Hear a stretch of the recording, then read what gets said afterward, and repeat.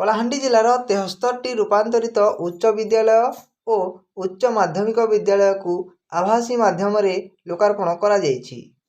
कलाहांडी जिला थुआमूल रामपुर ब्लॉक गोपालपुर ग्राम पंचायत अधीनस्थ गोपालपुर सरकारी बालिका उच्च माध्यमिक विद्यालयर मध्य आभासी माध्यम रूपांतरित होई लोकार्पण हो जायछि। एही अवसर में विद्यालयर शिक्षक रवींद्र सेठीଙ୍କ अध्यक्षतार अनुष्ठित लोकार्पण समारोह में मुख्य अतिथि भावे कनिष्ठ जंत्री श्रीयुक्त सत्यनारायण बेहेरा जोग देइथिले। विद्यालयर शिक्षक शिक्षयित्री और छात्र छात्री माने उपस्थित थिले। यह फल विद्यालय शिक्षादान रे आहुरी अग्रगति करिवे बोली आशा व्यक्त करिसेंती। यहाको नै चर्चार विषय पलटि जाइछि।